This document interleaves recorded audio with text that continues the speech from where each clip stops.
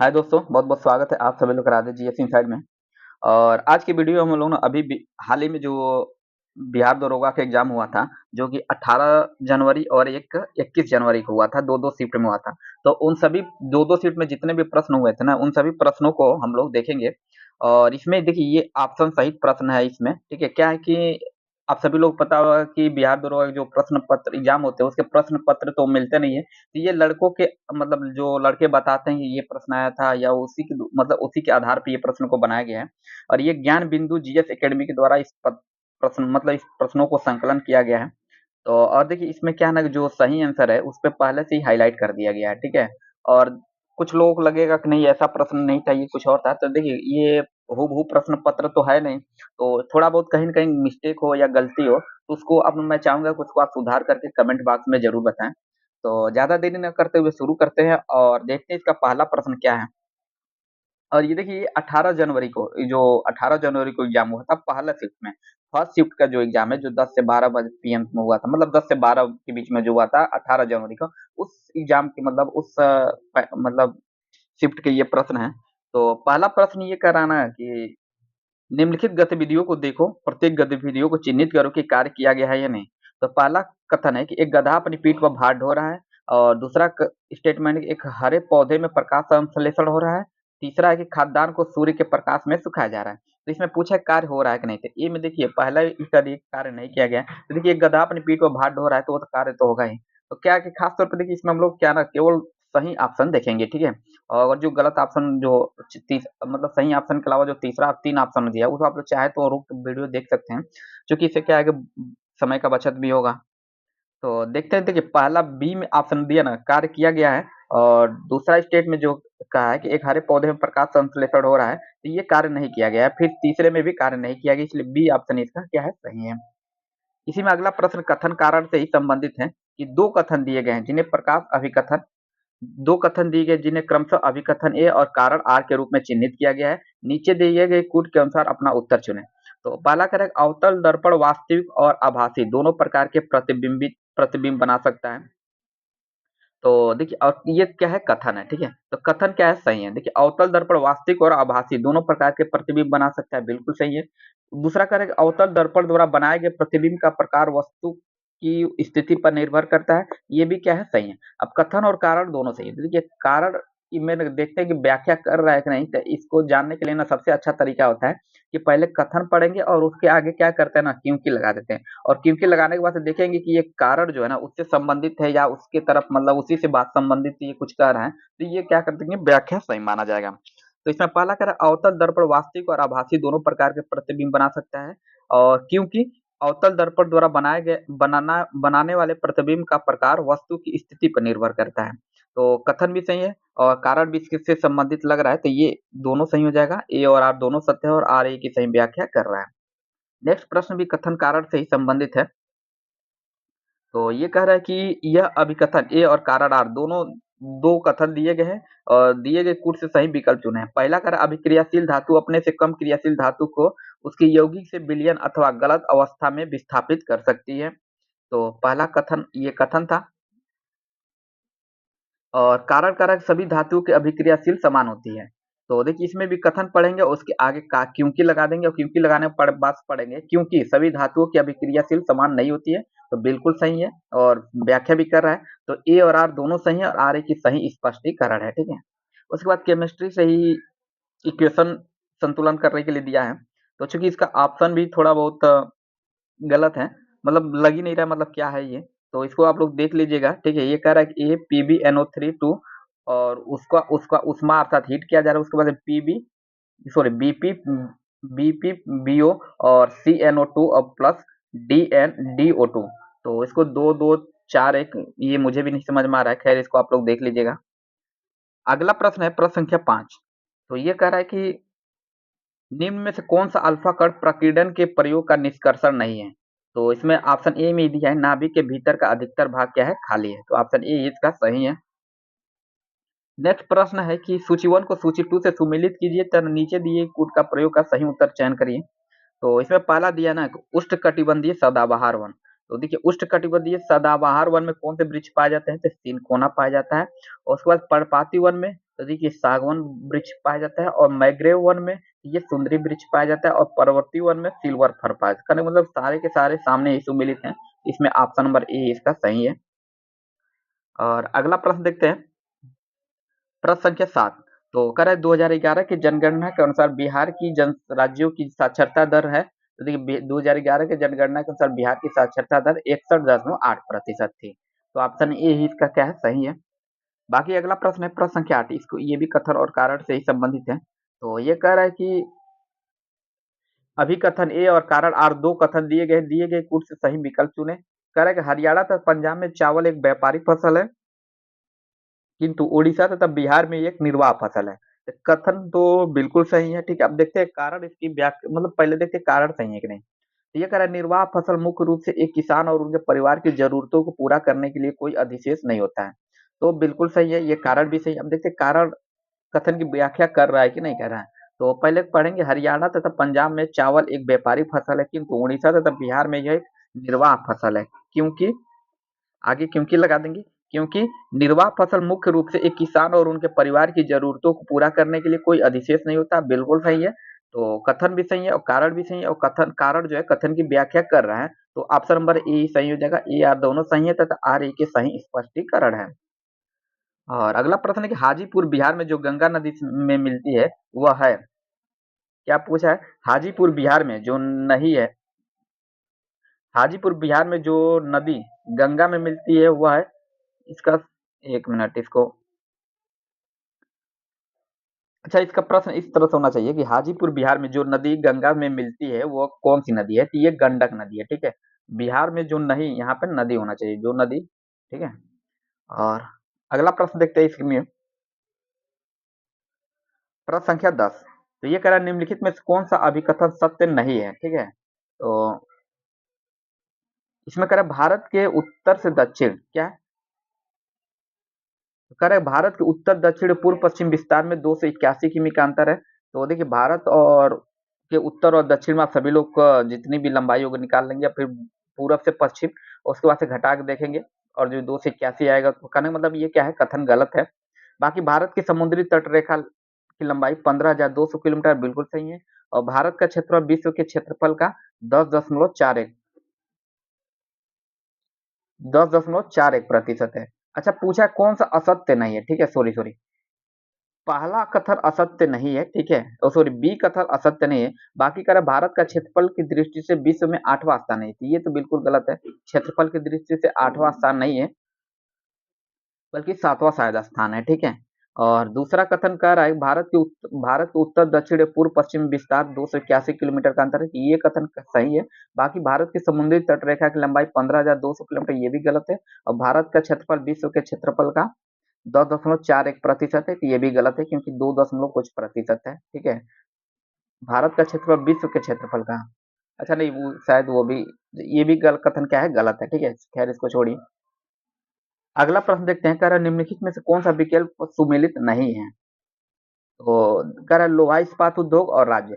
तो भद्रावती कहाँ पे है, तो ये कर्नाटक में है। बाकी भिलाई क्या कर रहा है, मध्य प्रदेश, चूंकि मध्य प्रदेश में नहीं है इसलिए क्या हो जाएगा, ऑप्शन बी इसका गलत हो जाएगा।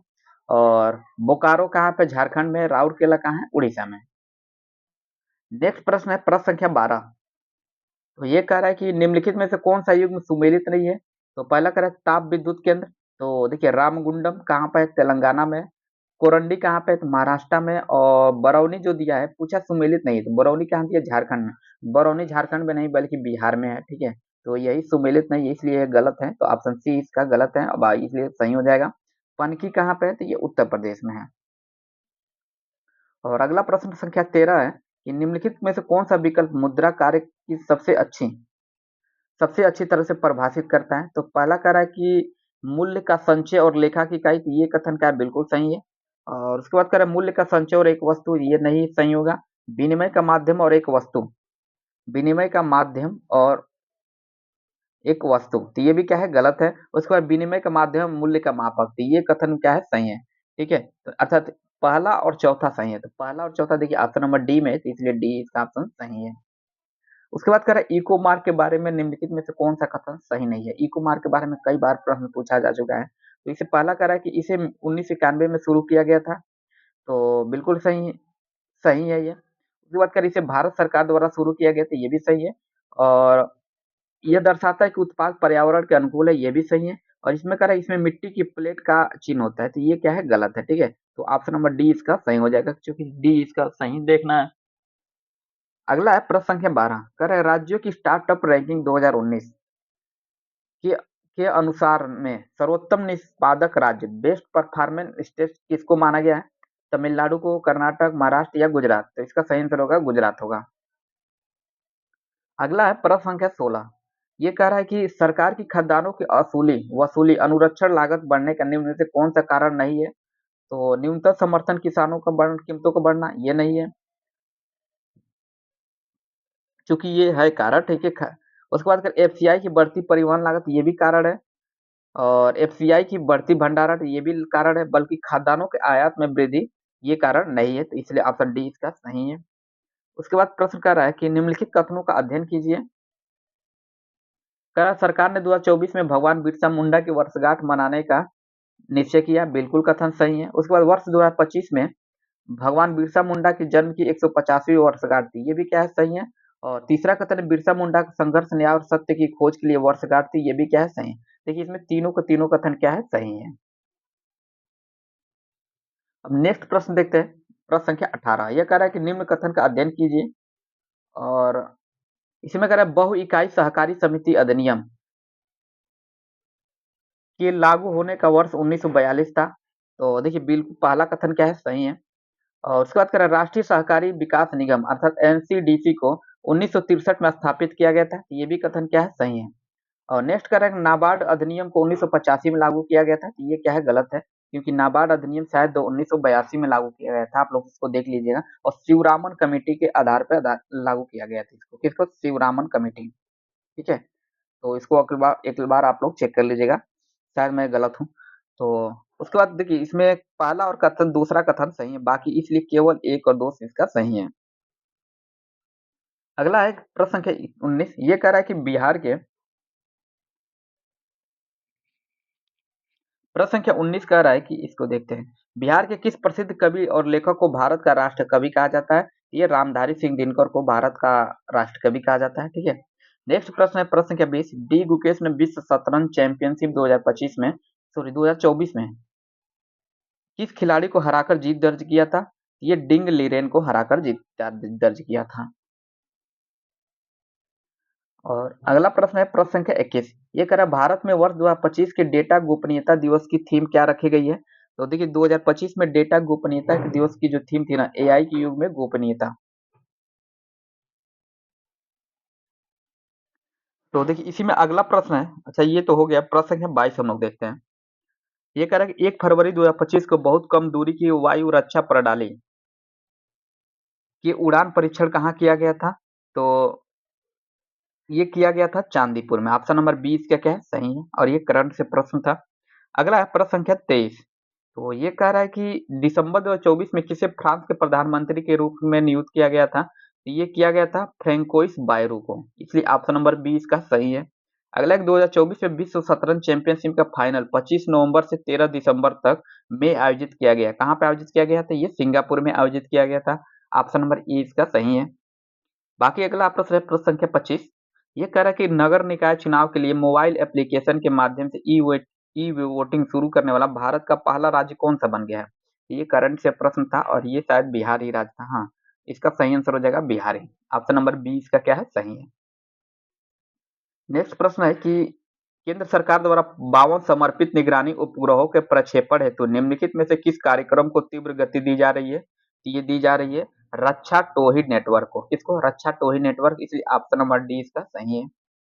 नेक्स्ट प्रश्न है प्राचीन परंपराओं और आधुनिक स्वास्थ्य प्रथाओं को बढ़ावा देने के लिए आध्यात्मिक और कल्याण शिखर सम्मेलन 2025 का आयोजन कहाँ किया गया था? तो ये किया गया था उज्जैन, जो कि मध्य प्रदेश में इसका आयोजन किया गया था। अगला प्रश्न है प्रश्न संख्या 28, ये कह रहा है कि 71वें राष्ट्रीय वन्यजीव सप्ताह 2025 के बारे में निम्नलिखित कथनों पर विचार करें। इसमें कह रहा है विषय था क्या? तो मानव वन्यजीव सहअस्तित्व, ये कथन क्या है, बिल्कुल सही है। उसके बाद मुख्य कार्यक्रम उत्तराखंड के जिम कॉर्बेट राष्ट्रीय उद्यान में आयोजित किया गया था। तो ये कथन क्या है? गलत है। देखिए केवल पहला कथन ही सही है, इसलिए ऑप्शन ए इसका सही हो जाएगा। नेक्स्ट प्रश्न है मैथ से। आप सभी लोग पता हो 5 से 6 क्वेश्चन मैथ के ही आते हैं। इसमें कह रहा है कि चीनी के मूल्य में 25% की वृद्धि अमिता को 360 रुपए में 101.5 किग्रा कम चीनी खरीदने के लिए मजबूर करती है। निम्नलिखित निष्कर्षों को पढ़ें। तो पहला इसमें कह रहा है कि मूल्य कीमत की प्रतिक्रिया 48 रुपया है। और दूसरा कह रहा है कि सीट मतलब कथन दूसरा कह रहा है कि मूल्य कीमत प्रतिक्रिया 60 रुपया है, या प्रति किग्रा बढ़ी हुई कीमत कितनी है? 75 रुपया है, या प्रति किग्रा बढ़ी हुई कीमत कितनी है? 60 है। तो इसमें देखिए क्या है ना कि इसमें कथन केवल निष्कर्ष जो में C1 अर्थात ये और C4, अच्छा C4 तो इसमें चूंकि कहीं दिया भी नहीं, C1 C2 C3, अच्छा यही C4 है, ठीक है। तो C1 और C4 ये कथन क्या है? सत्य है। बाकी इसलिए ऑप्शन नंबर सी इसका सही हो जाएगा। इसको आप लोग सॉल्व कर लीजिएगा, ठीक है। हम बस केवल आंसर इसका देख ले रहे हैं क्या है ये। उसके बाद कह रहा है कि सर्वेक्षण में 30 परिवारों का डेटा दिया गया, जिनमें परिवार के सदस्यों की संख्या और उनके अनुसार परिवारों की संख्या का वितरण तालिका में दिया गया है। तो देखिए पहला करें, इसमें परिवार का आकार कितना है और परिवारों की संख्या है। इस डेटा का चूंकि बहुलक निकालना है, तो आप सभी लोग पता होगा बहुलक वही होता है जो सबसे ज्यादा डेटा में होता है।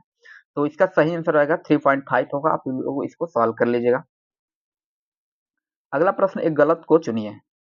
तो इसमें पहला कह रहा है विक्रय मूल्य बराबर 100 माइनस हानि प्रतिशत बटा 100 गुणे क्रय मूल्य, ठीक है।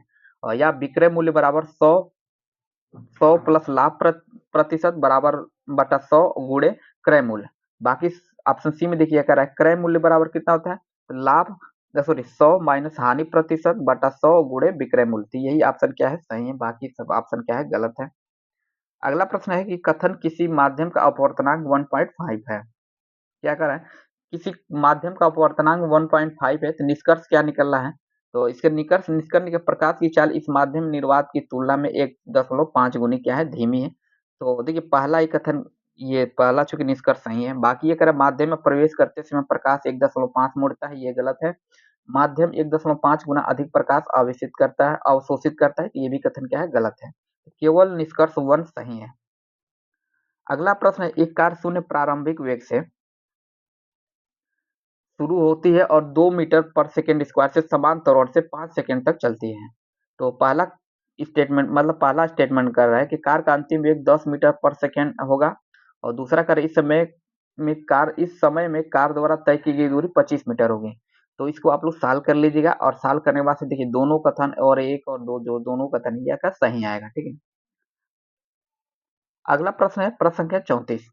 तो ये कह रहा है कि एक पत्थर के छोटे टुकड़ों को एक धागे के टुकड़े के एक सिरे पर बांधो तथा धागे का दूसरा सिरा पकड़कर इसे वृत्ताकार पथ पर घुमाओ। अब धागे को छोड़ दो, अब तब क्या होगा? तो देखिए इसमें कह रहा है पत्थर का टुकड़ा वृत्ताकार पथ पर घूमता रहेगा, ऐसा बिल्कुल नहीं होगा। पत्थर का टुकड़ा वृत्त की किसी भी त्रिज्या रेखा पर गमन करे, यह भी नहीं होगा। पत्थर का टुकड़ा एक सीधी रेखा में वृत्त की स्पर्शी रेखा पर गमन करेगा। ये ऑप्शन नंबर सी इसका सही है, इसलिए सही हो जाएगा। अगला प्रश्न है प्रश्न संख्या 35। कर सत्ता की साझेदारी पर निम्नलिखित दो कथनों पर विचार कीजिए और नीचे दिए गए कूट का उपयोग करके सही उत्तर का चयन करें। पहला कर सत्ता की साझेदारी लोकतंत्र के लिए अच्छी है। तो ये कथन क्या है? बिल्कुल सत्य है। बी कह रहा है यह सामाजिक समूहों और राजनीतिक दलों के बीच संघर्ष की संभावना को कम करने में मदद करता है। ये भी कथन क्या है? सही है। तो देखिए ए और बी दोनों सत्य है, इसलिए ऑप्शन नंबर बी इसका सही हो जाएगा। अगला प्रश्न है कथन कारण से ही संबंधित है, तो देख लेते हैं इसे क्या कर रहा है। पहला कथन इसमें कह रहा है ना कि अभिकथन ए और कारण के रूप में चिन्हित दो कथन है, नीचे दिए गए कोड का उपयोग करके सही उत्तर का क्या करें? चयन करें। इसमें पहला करें भारतीय संविधान के अनुच्छेद 109 के अनुसार धन विधेयक राज्यसभा में पेश नहीं किया जा सकता। तो बिल्कुल ये कथन क्या है? सही है। अब देखते हैं कारण इसका मतलब कारण सही है कि नहीं और व्याख्या कर रहा है कि नहीं। तो पहले इसमें कह रहा है राज्यसभा को धन विधेयक के संबंध में सीमित अधिकार प्राप्त है, बिल्कुल सही है। ये भी सही है, और कारण भी इसका व्याख्या कारण जो है ना व्याख्या कथन का कर रहा है, क्योंकि देखिए भारतीय संविधान के अनुच्छेद 109 के अनुसार ना धन विधेयक राज्यसभा में पेश नहीं किया जा सकता है। आगे इसमें क्या करेंगे? क्योंकि लगा देंगे, क्योंकि राज्यसभा को धन विधेयक के संबंध में सीमित अधिकार प्राप्त होते हैं। तो देखिए दोनों ए और आर दोनों सत्य है, आर ए के द्वारा सही व्याख्या की गई, इसलिए ऑप्शन नंबर ए इसका सही हो जाएगा। अगला है प्रश्न संख्या 37। तो ये कह रहा है कि निम्नलिखित कथनों पर विचार कीजिए, वह सही विकल्प चुनिए। पहला कह रहा है इसमें कि ना भारतीय राज्य ने किसी भी धर्म को राजकीय धर्म के रूप में अंगीकार नहीं किया है, बिल्कुल सही है, क्योंकि भारतीय राज्य का कोई भी धर्म धर्म नहीं है, ये धर्मनिरपेक्ष है। और दूसरा कथन कह रहा है ना कि संविधान में नागरिकों को किसी भी धर्म का पालन करने की आज़ादी नहीं थी। ये कथन सीधे-सीधे दिख रहा है। आर्टिकल 25 में आप सभी लोग पढ़े होंगे कि कोई भी व्यक्ति अपना कोई भी निर्बाध रूप से कोई भी धर्म स्वीकार कर सकते हैं या कोई भी धर्म मानने के लिए मतलब आप स्वयं में स्वतंत्र है, बल्कि किसी को किसी धर्म को मानने के लिए दबाव नहीं डाला जा सकता है। तो दूसरा कथन गलत है, इसलिए कथन ऑप्शन नंबर ए में देखिए केवल कथन 1 सत्य है, बिल्कुल सही है, ऑप्शन ए इसका सही है। अगला प्रश्न देखते हैं, सूची 1 को सूची 2 से सुमेलित कीजिए। इसमें दिया है सूची 1 में स्कीम का नाम स्कीम नहीं होगा, स्कीम होगा, ठीक है। स्कीम का नाम तथा सूची 1 में स्कीम को शुरू करने का वर्ष दिया गया है, ठीक है। तो देखिए पहला है संशोधित सार्वजनिक वितरण प्रणाली। ये शुरू किया गया था कब? ये शुरू किया गया था 1992 में, ठीक है। तो 1 का क्या हो जाएगा? सी हो जाएगा। उसके बाद लक्षित सार्वजनिक वितरण प्रणाली, ये शुरू किया गया था आपका 1997 में, ये भी शुरू किया मतलब 1997 में शुरू किया गया था, अर्थात 1 का सी, 2 का बी और देखिए एक ही बचा है अंत्योदय अन्न योजना, ये सन 2000 में शुरू किया गया था, अर्थात 3 का, इसलिए ऑप्शन नंबर डी इसका सही है। तो देखिए अगला प्रश्न देखते हैं, प्रश्न संख्या 39। तो ये कह रहा है कि कक्षा में बच्चों की उपस्थिति को बढ़ावा देने, बच्चों का प्रतिधारण और उनकी पोषण स्थिति में सुधार के लिए सरकार द्वारा कौन सी योजना क्रियान्वित की जा रही है? तो ये की जा रही है मिड डे मील योजना, इसलिए ऑप्शन नंबर बी इसका क्या हो जाएगा? सही हो जाएगा। नेक्स्ट प्रश्न है कि BM-04 एक छोटी मिसाइल जो कि SRBM है, क्या है? SRBM है, जिसे किस संगठन द्वारा विकसित किया गया है? तो ये विकसित किया गया रक्षा अनुसंधान एवं विकास संगठन अर्थात DRDO के द्वारा, इसलिए ऑप्शन नंबर सी इसका सही हो जाएगा। अगला है प्रोजेक्ट वर्षा के तहत 2026 में चालू होने वाले भारत के पहले समर्पित परमाणु पनडुब्बी अड्डे का नाम क्या है? ये परमाणु पनडुब्बी का नाम मत क्या है? INS वर्षा, इसलिए ऑप्शन बी इसका सही हो जाएगा।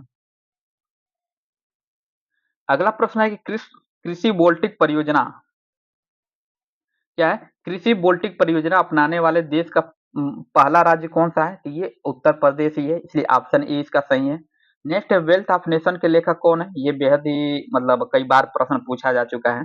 तो इसके जो लेखक थे एडम स्मिथ थे। कौन थे? एडम स्मिथ, इसलिए ऑप्शन नंबर सी इसका सही है।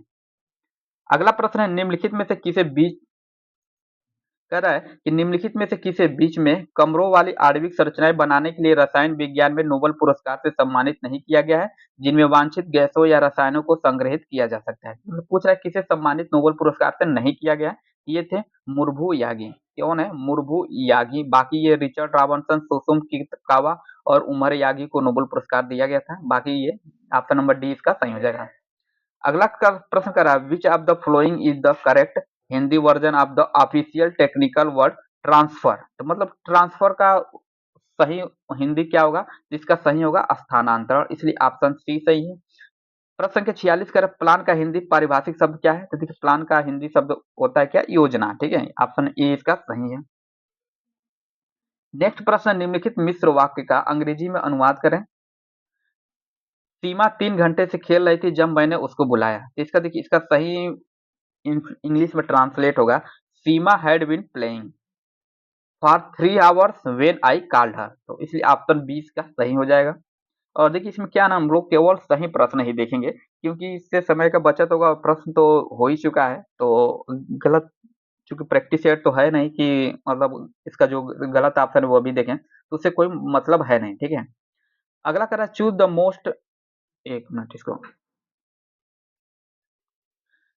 प्रश्न कर रहा है कि choose the most appropriate English version of the following word मुनाफाखोर। तो मुनाफाखोर का इंग्लिश वर्जन क्या होता है? तो प्रॉफिट फियर होता है। क्या होता है? प्रोफिफिटर होता है, ठीक है, प्रोफिफिटर। तो ऑप्शन नंबर 20 का सही है। नेक्स्ट प्रश्न है चूज एन क्या है? Appropriate translation for the sentence given. तो इसका मतलब दिया है कि इसका हिंदी वर्जन क्या होगा? कह रहा है I remember when I first saw you. तो इसका सही हिंदी होगा कि मुझे याद है जब मैंने आपको पहली बार देखा था। ऑप्शन बी इसका सही हो जाएगा। अगला है प्रश्न संख्या 50। ये कह रहा है कि दिसंबर 2025 में भारत के मुख्य सूचना आयुक्त के रूप में किसे नियुक्त किया गया था? ये करंट से प्रश्न है और ये हीरालाल समारिया को नियुक्त किया गया था। ऑप्शन ई इसका सही है। अगला प्रश्न है प्रश्न संख्या 51। ये करें 5 दिसंबर 2025 को पटना में सरस मेला किसको प्रोत्साहित करने के लिए आयोजित किया गया था? ये ग्रामीण उद्यमिता को आयोजित किया, मतलब ग्रामीण किसको प्रोत्साहित करने के लिए आयोजित किया गया था? तो देखिए ग्रामीण उद्यमिता को प्रोत्साहित करने के लिए किया गया था, इसलिए ऑप्शन सी इसका सही है। अगला प्रश्न है कि एक जूस विक्रेता के पास, अगला प्रश्न मैथ से संबंधित है। एक जूस विक्रेता के पास एक बेलनाकार कंटेनर है जिसकी त्रिज्या कितनी है 20 सेंटीमीटर और ऊंचाई कितनी है 60 सेंटीमीटर है, जो जूस से भरा है। सर्विंग ग्लास भी बेलनाकार है जिनकी त्रिज्या 4 सेंटीमीटर और ऊंचाई 10 सेंटीमीटर है। कंटेनर से कितने सर्विंग ग्लास पूरी तरह से भरे जा सकते हैं? तो इसका आप लोग सॉल्व कर लीजिएगा, ठीक है, ये मैथ से संबंधित है और इसका सही आंसर आएगा 150 ग्राम। नेक्स्ट प्रश्न भी मैथ से ही संबंधित है, इसको देखते हैं कि कह रहा है कि एक कारखाने में एसी का उत्पादन हर वर्ष एक निश्चित संख्या में समान रूप से बढ़ता है। कारखाने में 8वें वर्ष में 18,000 एसी और 10वें वर्ष में 24,000 एसी बनते हैं। तो 5वें और 9वें वर्ष के उत्पादन में क्या अंतर है? तो इसको सॉल्व करने के बाद सही आंसर आएगा 13,200। तो इसलिए ऑप्शन सी इसका सही है और इसको आप लोग सॉल्व कर लीजिएगा। अगला है कि निम्नलिखित मात्राओं को उनके अनुपातिक रूप में, अच्छा, अनुपातिक रूप से सुमेलित कीजिए। तो पहला कह रहा है 7 मीटर का 56 सेंटीमीटर से, तो या 5 और किससे सुमेलित होगा? तो देखिए ये 7 मीटर का 56 सेंटीमीटर से सुमेलित होगा, इसका अनुपातिक रेशियो निकाला जाए तो आएगा तीसरे में देखिए 25.2, सॉरी 25 संबंधित 2, ठीक है। उसके बाद करें 5 केजी का 250 ग्राम से, तो इसका आएगा 20:1, ठीक है। तो इसका देखिए ए का क्या हो जाएगा थर्ड होगा और बी का क्या होगा 1 होगा। उसके बाद करें 2 घंटे का 1500 मिनट से, तो इसका हो जाएगा 2 संबंध है 25। तो सी का क्या हो जाएगा 2 है देखिए, और एक ही बचा 30 दिन का 72 घंटे से, तो एक ही बचा है डी का 4 हो जाएगा 10 संबंध है 1, तो इसलिए ऑप्शन नंबर 20 का सही है। इसको सॉल्व कर लीजिएगा आप लोग। नेक्स्ट प्रश्न पुनः मैथ से ही संबंधित है, कह रहा है कि एक लंब वृत्तीय शंकु का आयतन 1232 सेंटीमीटर क्यूब है और उसके आधार का व्यास 14 सेंटीमीटर है। नीचे दिए कथनों के अनुसार सही विकल्प चुनें। कथन ये कह रहा है शंकु की ऊंचाई कितनी है? तो ये 22 सेंटीमीटर दे रहा है। शंकु शंकु की ऊंचाई कितनी दे रहा है 22 सेंटीमीटर।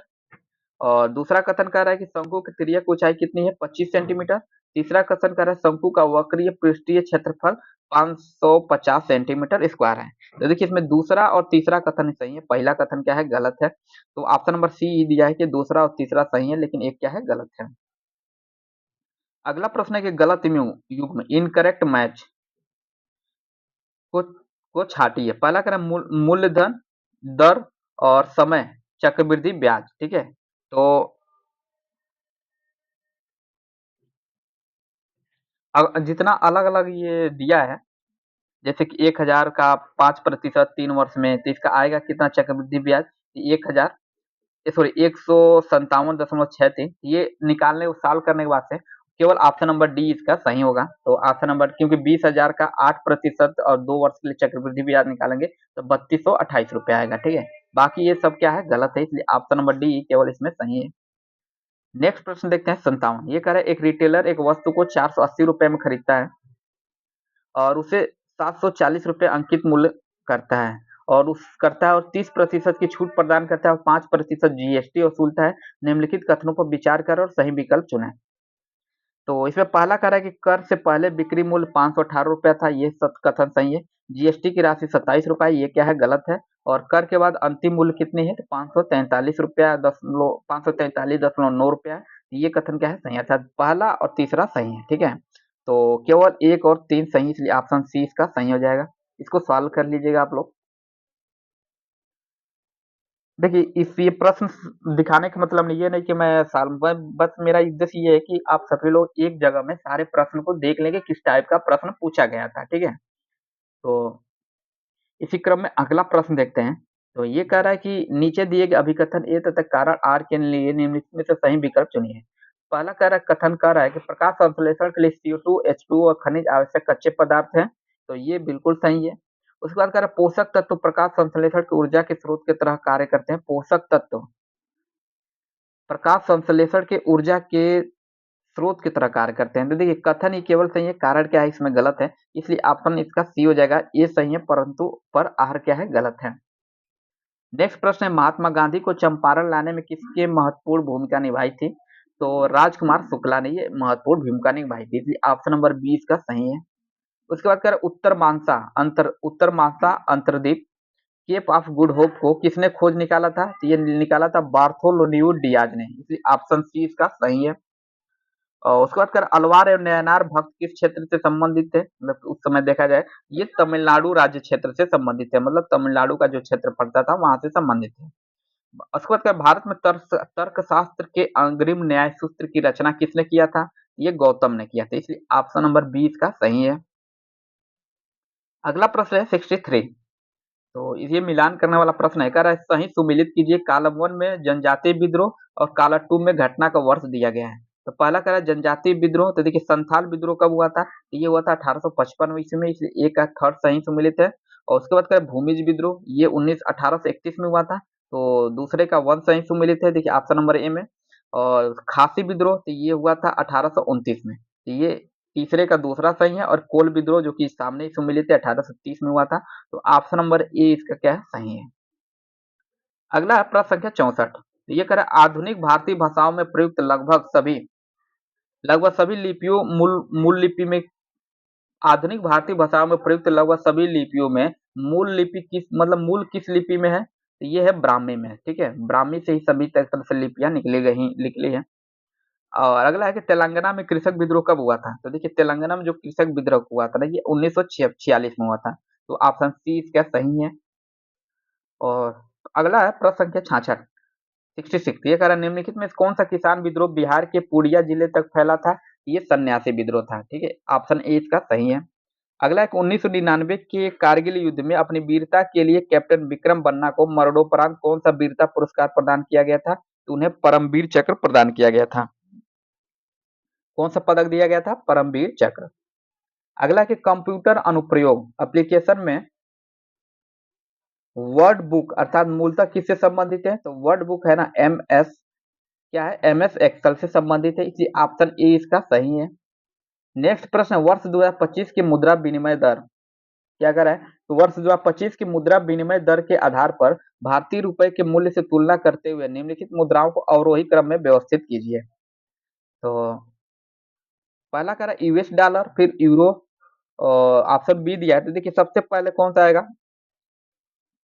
ब्रिटिश पाउंड, ठीक है। उसके बाद दूसरे नंबर पर क्या, यूरो। नेक्स्ट क्या है, यूएस डॉलर, और लास्ट में ऑस्ट्रेलियन डॉलर। तो 3 2 1 4, इसलिए ऑप्शन सी इसका सही है। नेक्स्ट प्रश्न, बिहार का कौन सा विभाग जल जीवन हरियाली अभियान को लागू कर रहा है? बिहार का कौन सा विभाग जल जीवन हरियाली अभियान ये लागू कर रहा है? ग्रामीण विकास विभाग, इसलिए ऑप्शन ए इसका सही है। उसके बाद कह निम्नलिखित का मिलान कीजिए। तो अनुच्छेद 352, 356, 360। तो देखिए 352 किससे संबंधित है? ये आपका है राष्ट्रपति की आपातकाल से संबंधित। और उसके बाद से देखिए बी किससे सम्मिलित है? एक मिनट, 356 किससे है? तो राष्ट्रपति शासन से संबंधित है, अर्थात बी का क्या हो जाएगा, थर्ड। और 360 सभी लोग पता है कि वित्तीय आपातकाल से संबंधित है, इसलिए ऑप्शन नंबर 20 का क्या हो जाएगा, सही हो जाएगा। नेक्स्ट प्रश्न पॉलिटी से ही संबंधित है। तो ये कह रहा है कि किस संविधान संशोधन अधिनियम द्वारा भारतीय नागरिकों को मतदान की आयु 21 वर्ष से घटाकर 18 वर्ष कर दिया गया था? ये भी प्रश्न कई बार पूछा जा चुका है। तो ये है संविधान का 61वां संशोधन अधिनियम 1988, इसलिए ऑप्शन ए इसका सही हो जाएगा। अगला प्रश्न है 73। तो ये कह रहा है कि निम्नलिखित में से किसने दिसंबर 2024 में भारतीय रिजर्व बैंक के 26वें गवर्नर के रूप में कार्यभार संभाला? ये संजय मल्होत्रा थे, इसलिए ऑप्शन नंबर ए इसका क्या हो जाएगा, सही हो जाएगा। नेक्स्ट प्रश्न है हाला मोदी क्या है? हला मोदी कार्यक्रम किस देश में आयोजित किया गया था? तो देखिए हला मोदी जो कार्यक्रम था ये कुवैत में आयोजित किया गया था, इसलिए ऑप्शन बी इसका सही है। उसके बाद कांगेर घाटी राष्ट्रीय उद्यान जिसे यूनेस्को की संभावित सूची में सम्मिलित किया गया है, कहाँ स्थित है? ये छत्तीसगढ़ में स्थित, इसलिए ऑप्शन बी इसका सही है। कांगेर घाटी कहाँ पे? छत्तीसगढ़ में है। नेक्स्ट प्रश्न है प्रश्न संख्या 76। तो ये कह रहा है किस दिन को राष्ट्रीय अंतरिक्ष दिवस नेशनल स्पेस डे के रूप में मनाया जाता है? ये 23 अगस्त को मनाया जाता है। कारण ये है कि ना इसी दिन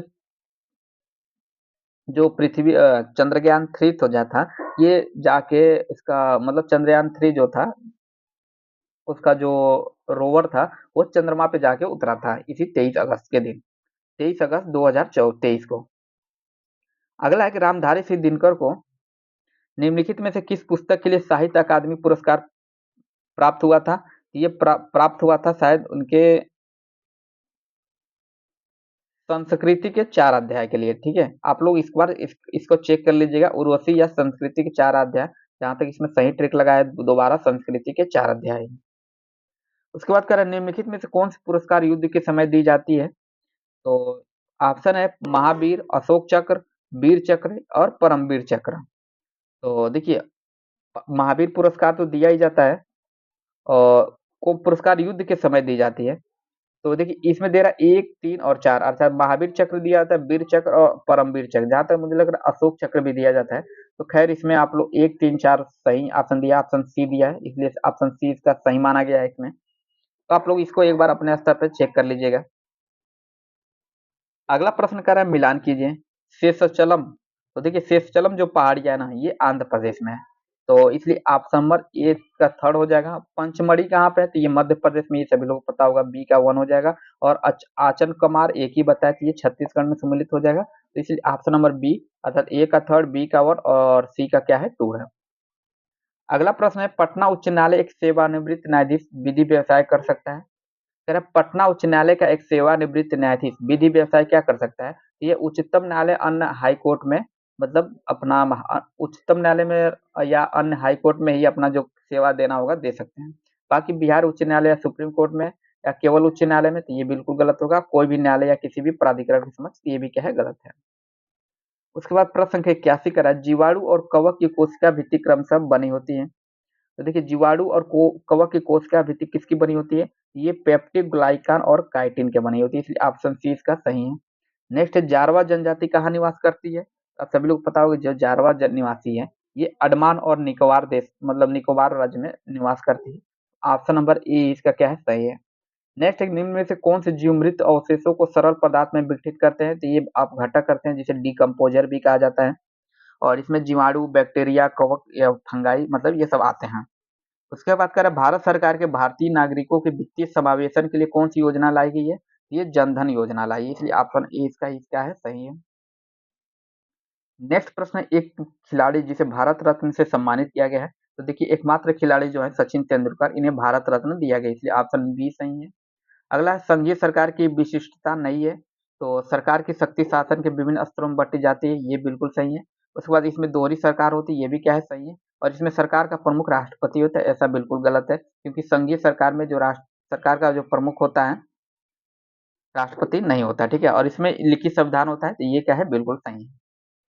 उसके बाद कह रहे हैं किस वर्ष को भारत और फ्रांस ने ईयर ऑफ इनोवेशन घोषित किया है? किस वर्ष को भारत और फ्रांस ने ईयर ऑफ इनोवेशन घोषित किया गया है? तो ये 2026 को घोषित किया है। अगला प्रश्न है 88, ये भी पॉलिटी से ही संबंधित है। ये कह रहा है निम्नलिखित कथनों पर विचार कीजिए। पहला कह रहा है कि राष्ट्रपति किसी भी सदन का सदस्य नहीं होता है। तो ये कथन क्या है बिल्कुल सही है। ये राष्ट्रपति किसी भी सदन का सदस्य नहीं होता है, बल्कि क्या होता है ये अंग होता है राष्ट्रपति के साथ, मतलब एक तरह से सदन का क्या है अंग होता है, ठीक है। दूसरा कह रहा है संसद दोनों सदनों और राष्ट्रपति के मिलने से बनता है, ये भी कथन क्या है बिल्कुल सही है, अर्थात दोनों कथन सही है, इसलिए ऑप्शन नंबर सी सही हो जाएगा। अगला 89 प्रश्न की सेरेंडीपीटी कला महोत्सव 2025 कहाँ आयोजित हुआ था? ये करंट से प्रश्न था और ये गोवा में आयोजित किया गया था।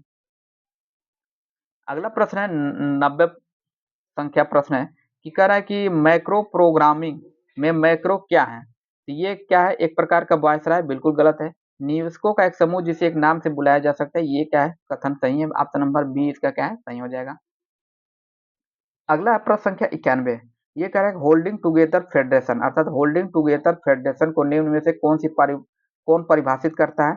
तो ये कह रहा है कि जहाँ छोटी स्वतंत्र इकाइयां एक साथ मिलकर एक बड़ी इकाई बनाती है, तो ये कथन गलत है। बी कह रहा है जहाँ एक बड़ा देश अपनी आंतरिक विविधता को ध्यान में रखते हुए शक्तियों को राज्य और केंद्र सरकार के बीच बांटता है, तो यही कथन क्या है सही है, बाकी कथन क्या है गलत है। अगला प्रश्न है 92, इसका प्रश्न संख्या 92 ये है कि निम्नलिखित में से कौन सा फ्री ओपन सोर्स सॉफ्टवेयर का उदाहरण है? ये है कौन सा है? ये है उबुंटू, क्या है उबुंटू, अब अंटू, अर्थात ऑप्शन ए इसका सही है। बाकी ये माइक्रोसॉफ्ट, ओपन एआई और एमएस एक्सेल नहीं है। ओपन सोर्स सॉफ्टवेयर का उदाहरण कौन है? तो अब अंटू है।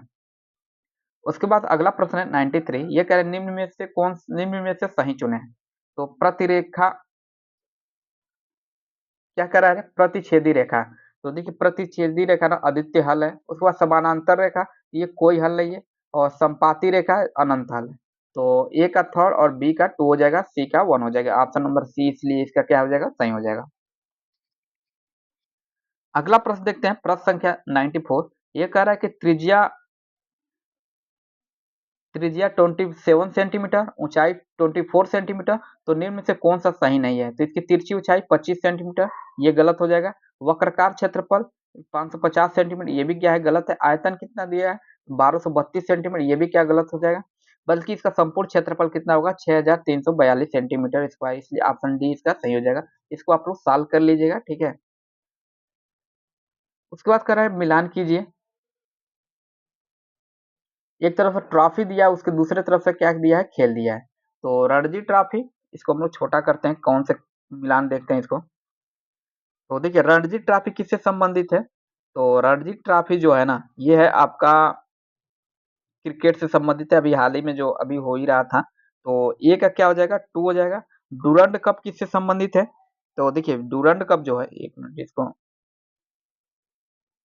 डूरंड कप जो है ये है आपका फुटबॉल से संबंधित है, ठीक है।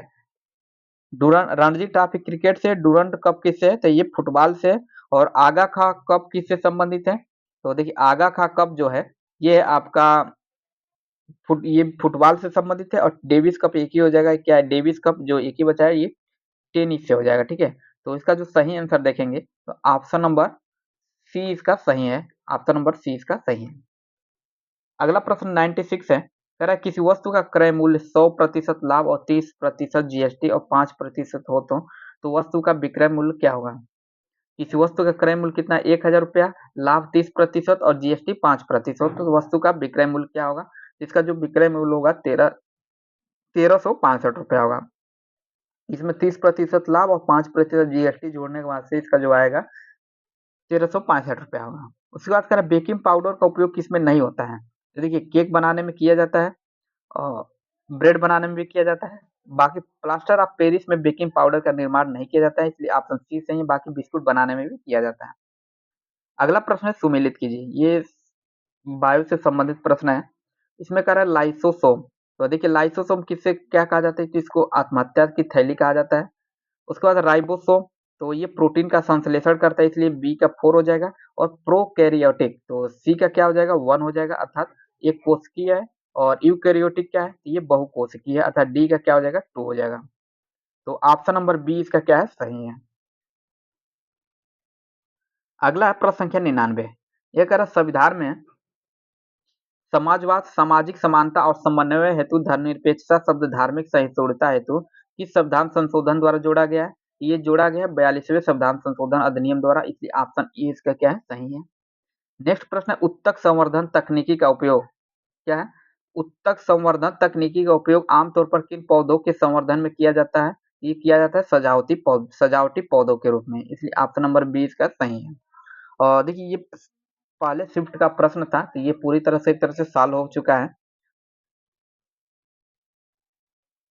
और देखिए इसी वीडियो में ना हम लोग मतलब इसी में जो इसी दिन जो दूसरे शिफ्ट का पेपर हुआ था उसको हम लोग देखेंगे। तो ये 100 प्रश्न पूरी तरह से खत्म हो गया। अब देखते हैं आइए कि इसमें जो सेकंड शिफ्ट में जो प्रश्न हुआ था उसमें क्या पूछा गया था प्रश्न, ठीक है। तो देखिए इस वीडियो मतलब इसमें हम लोग पुनः अब क्या इस जो सेकंड शिफ्ट में प्रश्न हुआ था उसको हम लोग इसी में देख लेंगे। तो ये देखिए 18 तारीख 1 जनवरी 2026 को जो सेकंड शिफ्ट का ये प्रश्न है, ठीक है। तो इसको देखते हैं। देखिए एक 18 जनवरी को जो एग्जाम हुआ था उसको हम लोग एक में, और जो 21 जनवरी को एग्जाम हुआ था उसको अलग वीडियो के माध्यम से हम लोग देखेंगे, ठीक है। तो इसमें पहले इसको हम लोग सॉल्व करते हैं। तो ये सेकंड शिफ्ट का प्रश्न है, ठीक है। तो इसमें देखिए पहला प्रश्न ये पूछा था कि निम्नलिखित में से कौन नीति आयोग के गवर्निंग काउंसिल के सदस्य नहीं है? ये राज्य के राज्यपाल जो होते हैं ये गवर्निंग काउंसिल के सदस्य नहीं होते हैं। बाकी ये राज्य के मुख्यमंत्री होते हैं और यूटी के लेफ्टिनेंट गवर्नर होते हैं और प्रधानमंत्री होते हैं। बाकी पहला अगला कह रहा है कि सुमेलित कीजिए बिहार राज्य के संदर्भ में। तो कह रहा है कि राज्यपाल और दूसरा राष्ट्रपति शासन का उनका कार्यकाल। तो नित्यानंद कानूनगो के समय में कब राष्ट्रपति लगा था? ये 1968 में लगा था, अर्थात 1 का डी हो जाएगा। और बाकी देखिए जगन्नाथ कौशल, तो ये कब? तो ये इनके समय में लगा था 1977 में, अर्थात बी का दूसरे का सी हो जाएगा। और एक ही अगला है ए आर किदवई, तो तीसरे का बी हो जाएगा, जो कि 1995 में इनके समय में राष्ट्रपति शासन लगा था। और एक ही बताया देवकांत बरुआ, जो कि 1972 में थे, और 1972 में इनके समय में राष्ट्रपति शासन लगा था। इसलिए ऑप्शन नंबर डी इसका सही हो जाएगा। अगला प्रश्न है कि अनुच्छेद 21 में किस मौलिक अधिकार का वर्णन है? देखिए अनुच्छेद 21 में जो मौलिक अधिकार का वर्णन है, ये जीवन, सुरक्षा और व्यक्तिगत स्वतंत्रता का अधिकार से संबंधित है। तो ऑप्शन बी इसका सही हो जाएगा। अगला प्रश्न है कि सूची 1 में वर्ष तथा सूची 2 में चालू कीमतों पर बिहार का शुद्ध राज्य घरेलू उत्पाद दिया गया, ठीक है। तो देखिए 2011 में कितना था? तो 2011 में जो था, सॉरी 2021 से लेके 2022 में ये कितना था? 5,87,205। और उसके बाद से ऑप्शन देखिए 1 का ए ही सुमेलित होगा, और दूसरा का रहा 2022 से 23, ये कितना था? तो 6,73,777, ठीक है। और उसके बाद 2023 से 24 सी, अर्थात तीसरे का सी क्या होगा? तो 7,71,435। तो सामने ही सामने सुमेलित है, इसलिए डी ऑप्शन सही हो जाएगा। 1 का ए, 2 का बी और 3 का सी है। नेक्स्ट प्रश्न है, गरीबी के बारे में वाक्य दिए गए हैं। 2011 से 12 में भारत में करीब 27 करोड़ लोग गरीब थे। ये कथन क्या है? बिल्कुल सही है। बहुत भीड़ वाली झुग्गियों में रहने वाले लोग शहरों में गरीब हो सकते हैं। ये क्या है? ये भी कथन क्या है? सही है। उसके बाद कह रहे दिहाड़ी मजदूर गरीब नहीं हो सकते। ये कथन क्या है? बिल्कुल गलत है, क्योंकि भाई दिहाड़ी मजदूर क्या करोड़ों के मालिक थोड़े ना होते, वो भी गरीब ही होते हैं, ठीक है। ये कथन क्या हो जाएगा? गलत हो जाएगा।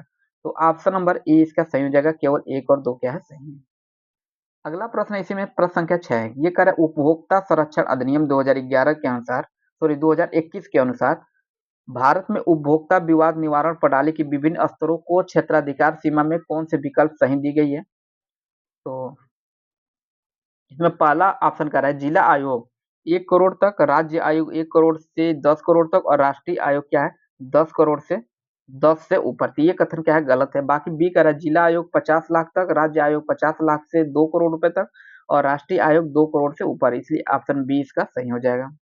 अगला कह रहा है निम्न में से कौन सा क्रम धन के विकास को सही रूप में दर्शाता है? तो कह रहा है कि विनिमय प्रणाली, बार्टर, वस्तु मुद्रा, धातु मुद्रा, उसके बाद सिक्के, पुनः कागजी मुद्रा, और उसके बाद शाख मुद्रा। तो ऑप्शन नंबर ए इसका सही है। नेक्स्ट प्रश्न 2011 से 12 के तेंदुलकर समिति के अनुसार बिहार और भारत के गरीबी स्तर की तुलना में निम्नलिखित में से कौन सा कथन सबसे अधिक सटीक है? तो इसमें पहला कथन है बिहार की ग्रामीण गरीबी दर राष्ट्रीय औसत से कम थी, लेकिन शहरी गरीबी दर अधिक थी। तो ये भी कथन क्या है? गलत है। बल्कि बी कह रहा है कि बिहार की ग्रामीण और शहरी दोनों गरीबी दरें राष्ट्रीय औसत से अधिक थी। तो ये कथन क्या है? बिल्कुल सही है। बाकी अगला प्रश्न है प्रश्न संख्या 9। तो ये कह रहा है कि निम्नलिखित में से कौन से कथन भारत में खाद्य असुरक्षा सामना करने वाले लोगों की श्रेणियों का सही पहचान करता है? तो पहला कथन कह रहा है कि ग्रामीण क्षेत्रों के भूमिहीन कृषि मजदूर, बिल्कुल सही है। उसके बाद शहरी अनौपचारिक क्षेत्र में कार्यरत अस्थायी मजदूर, ये भी सही है। और वेतनभोगी कर्मचारी और बड़े किसान ये सम्मिलित नहीं होते हैं, बल्कि अनुसूचित जाति जनजाति के परिवार और प्राकृतिक आपदाओं से प्रभावित लोग, अर्थात पहला और दूसरा और तीसरा इसमें सम्मिलित होते हैं। तो ऑप्शन नंबर बी इसका सही हो जाएगा। नेक्स्ट प्रश्न है प्रश्न संख्या 10। तो ये कह रहा है कि कथनों का अध्ययन कीजिए। कह रहा है 1771 से 1784 तक तिलक मांझी ब्रिटिश के आगे कभी नहीं झुके, ठीक है। और बिरसा मुंडा ने संथाल हुल की शुरुआत की थी। तिलक मांझी ने अगस्त क्वालीलैंड पर आक्रमण किया था। इसमें पूछा कह रहा है कि सही कथन कौन सा है, ठीक है। तो इसको हम लोग अगले पेज पे देखते हैं। अगले पेज पे दिया है। तो देखिए इसमें केवल पहला और तीसरा सही है, ठीक है। बाकी ये जो दूसरा कथन दिया है, बिरसा मुंडा ने संथाल हुल की शुरुआत की थी, ये कथन क्या है? गलत है, क्योंकि इन्होंने नेतृत्व किया था, शुरुआत नहीं किया था। शुरुआत करने वाला कोई और भी था। तो ऑप्शन नंबर 20 का क्या है? सही है। और अगला प्रश्न देखते हैं। इसमें कह रहा है निम्नलिखित में से कौन से सही है? तो कह रहे भारत में पोटास पूर्णतः आयात किया जाता है, क्योंकि देश में व्यावसायिक रूप से उपयोगी पोटास की भंडारण नहीं है। ये कथन बिल्कुल सही है। उसके बाद कह रहा है भारत में पोटाश पूर्णतः आयात किया जाता है क्योंकि इसके उत्पादन की लागत देश में बहुत अधिक है। तो ये पूरी तरह से दूसरा कथन क्या है ना, पूरी तरह मतलब आयात नहीं किया जाता है, इसलिए दूसरा कथन क्या है, गलत है। तो केवल वन सही हो जाएगा, इसलिए ऑप्शन डी सही है। बाकी कह रहा है कौन सा जिला झारखंड सीमा पर स्थित है, तो देखिए कौन सा जिला झारखंड सीमा पर स्थित है तो ये नालंदा है, इसलिए ऑप्शन नंबर डी इसका सही हो जाएगा।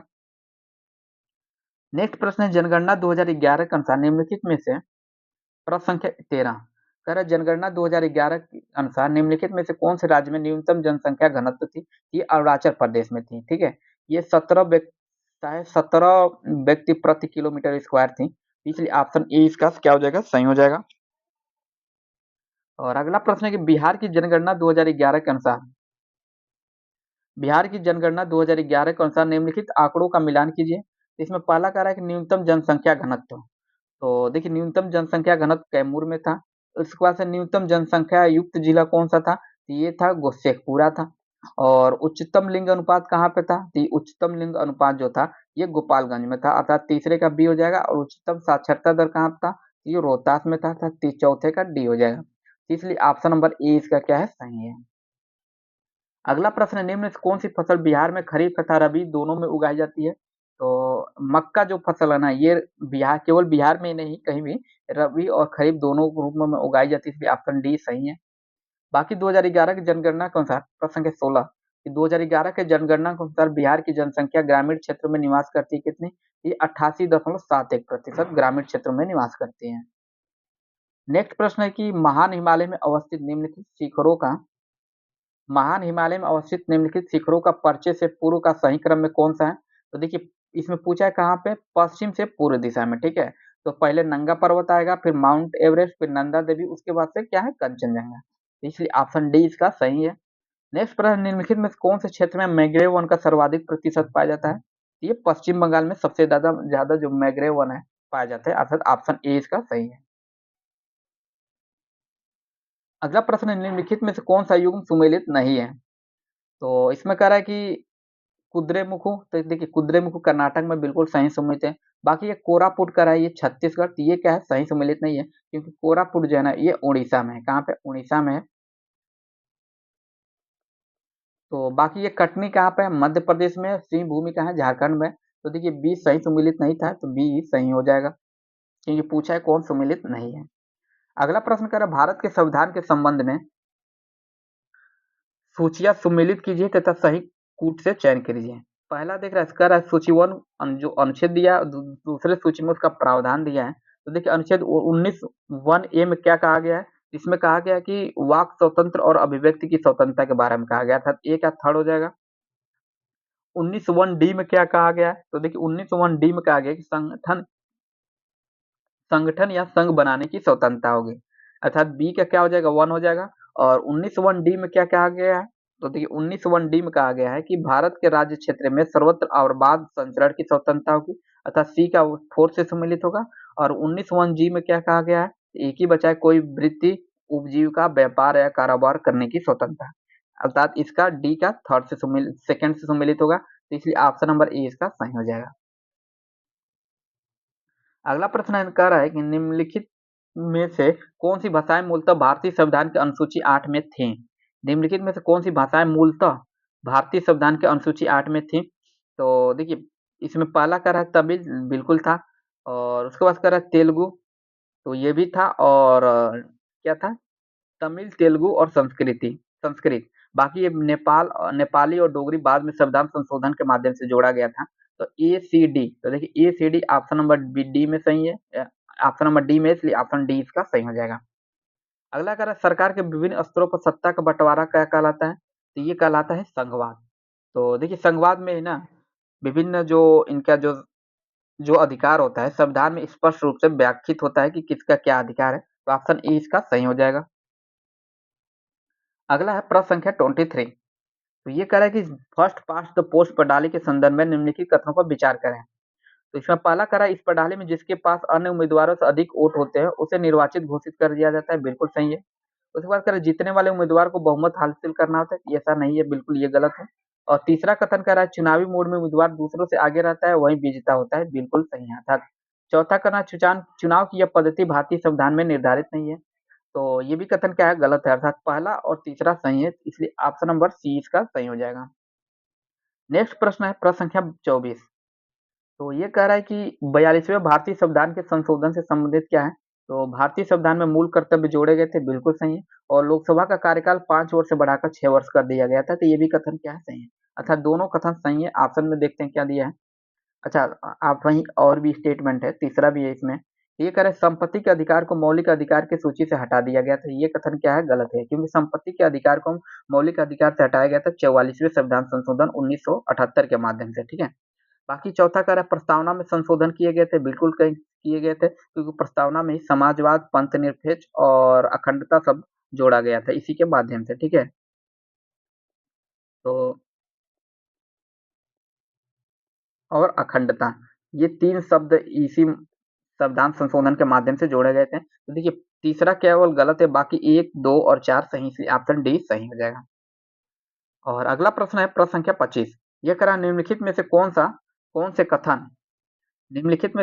या कौन से कथन विकसित भारत गारंटी रोजगार एवं आजीविका मिशन ग्रामीण विधेयक 2025 के मुख्य उद्देश्य के रूप में सही है?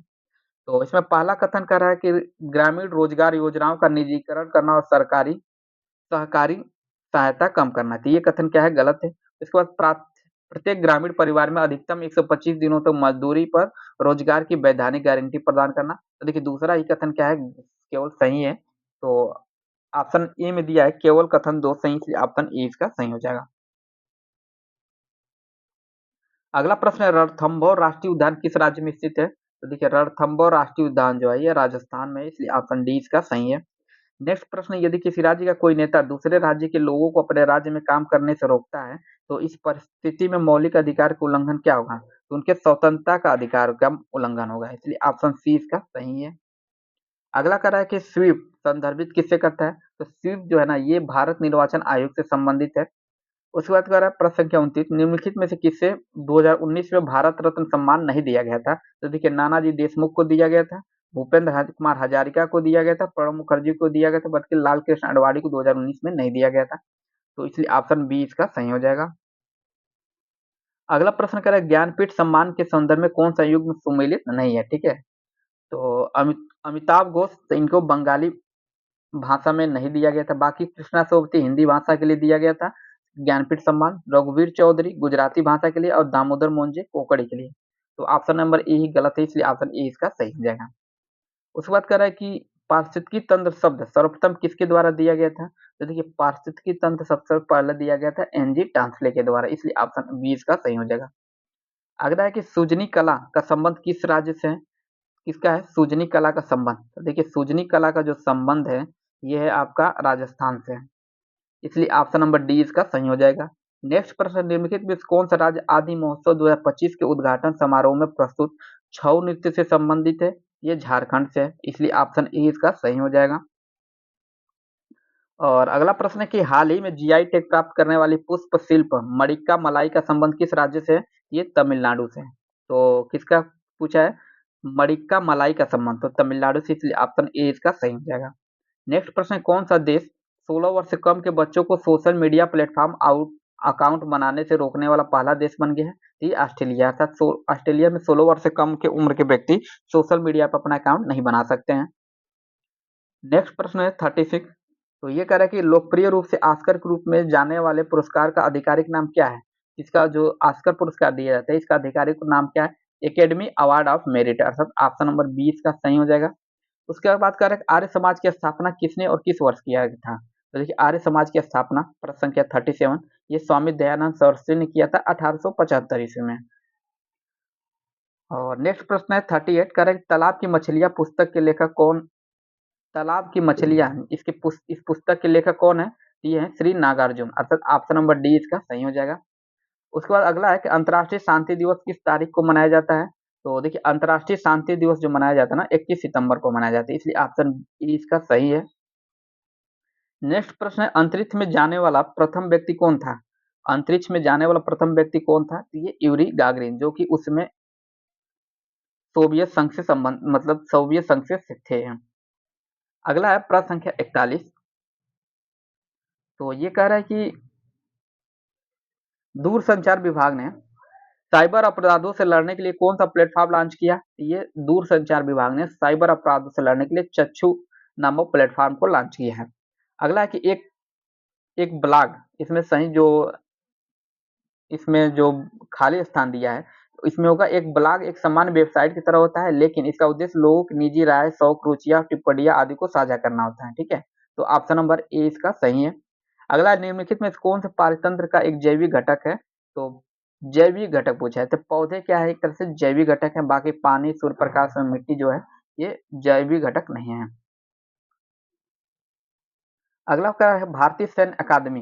भारतीय सैन्य अकादमी कहाँ पे है? ये देहरादून में है। नेक्स्ट है, परमवीर चक्र प्राप्त करने वाले पहले सैन्य अफसर कौन थे? तो देखिए, परमवीर चक्र प्राप्त करने वाले पहले सैन्य व्यक्ति थे ये मेजर सोमनाथ शर्मा, इसलिए ऑप्शन ए इसका सही हो जाएगा। नेक्स्ट प्रश्न है कि निम्नलिखित में से कौन सा रंग ओलंपिक ध्वज में मौजूद नहीं है? तो देखिए, ओलंपिक ध्वज में जो रंग मौजूद है ये गुलाबी नहीं है, बाकी नीला, लाल और काला क्या है? मौजूद है। नेक्स्ट प्रश्न है, सभी राष्ट्रीय खेल महासंघ आईओए तथा बीच में खालिस्तान दिया है, ये और खालिस्तान में क्या होगा? तो देखिए, सभी राष्ट्रीय खेल महासंघ आईओए तथा खेल में युवा मामले मंत्रालय से संबंध है, इसलिए ऑप्शन ए इसका सही हो जाएगा। अगला है प्रश्न संख्या 48। तो ये कह रहा है कि 2025 ऑस्ट्रेलिया ओपन पुरुष एकल टेनिस प्रतियोगिता विजेता खिलाड़ी कौन है? तो ये जैनिक सिनर है, ऑप्शन डी इसका सही हो जाएगा। अगला है 49 प्रश्न है, निम्नलिखित में कौन सा एक नाटक कालिदास द्वारा रचित नहीं है? तो देखिए, अभिज्ञान शकुंतलम कालिदास द्वारा, कुमार संभवम कालिदास, मालविका अग्निमित्रम कालिदास द्वारा, बल्कि जानकी हरदम किसके द्वारा, मतलब कालिदास के द्वारा नहीं लिखा गया, इसलिए ऑप्शन सी इसका सही हो जाएगा। अगला प्रश्न है प्रश्न संख्या 50। ये कह रहे हैं, हाल ही में जारी काफी टेबल पुस्तक बिहार में बापू सत्य की खोज में गांधी की तीर्थ यात्रा के लेखक कौन है? हाल ही में जारी काफी टेबल पुस्तक में बिहार में बापू सत्य की खोज में गांधी जी की यात्रा, इसके लेखक जो है अनिल कुमार हैं। नेक्स्ट है प्रश्न संख्या 51। महाकवि कालिदास का नाम मिलता है कहाँ पे? ये एहोल अभिलेख में मिलता है, इसलिए ऑप्शन ए इसका क्या हो जाएगा? सही हो जाएगा। नेक्स्ट प्रश्न, भारत का सबसे युवा शतरंज खिलाड़ी जिसने ऑनलाइन बिल्टज गेम के दौरान विश्व शतरंज चैंपियन के खिलाफ मैच ड्रा करवाया, ये है अनीश सरकार, इसलिए ऑप्शन डी इसका सही हो जाएगा। नेक्स्ट प्रश्न है 53। ये कह रहा है कि हुरून ग्लोबल यूनिकॉर्न इंडेक्स 2025 में भारत का स्थान कितना था? ये तृतीय स्थान पे था। अगला है कि भारत का सबसे बड़ा ग्रामीण स्वच्छता सर्वेक्षण स्वच्छ सर्वेक्षण ग्रामीण 2025 किसके द्वारा शुरू किया गया? ये जल शक्ति मंत्रालय के द्वारा शुरू किया गया, इसलिए ऑप्शन बी इसका सही है। तो देखिए, अगला प्रश्न है प्रश्न संख्या 55। ये कह रहा है कि choose the correct Hindi translation of the following words. तो नीचे जो वर्ड दिया गया है इसका हिंदी ट्रांसलेशन क्या होगा? तो ऑप्शन ये कह रहा क्या? कोरिजेंडम।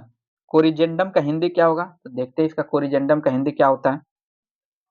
ये होता है शुद्धि पत्र, अर्थात ऑप्शन नंबर डी इसका क्या है? सही है। बाकी अगला प्रश्न है 56, मैथ का प्रश्न है कि निम्नलिखित में से कौन से कथन सत्य है? कह रहा है वृत्त की बराबर जीवाएं केंद्र पर बराबर कोण अंतरित करती हैं, ये कथन बिल्कुल सही है। अगला कह रहा है एक ही वृत्तखंड के कोण बराबर होते हैं, ये भी कथन क्या है? सही है, अर्थात एक और दो दोनों सही है। नेक्स्ट प्रश्न है, दो बराबर राशियां दो बैंकों में एक 16% 16 प्रति वर्ष साधारण ब्याज की दर से क्रमशः 2.5 वर्ष तथा 4 वर्ष के लिए जमा की जाती है। यदि उनके ब्याज के बीच का अंतर 1446 है तो प्रत्येक राशि कितनी होगी? तो देखिए, प्रत्येक राशि होगी 6025 रुपए, इसलिए ऑप्शन नंबर डी सही है, इसको सॉल्व कर लीजिएगा आप लोग।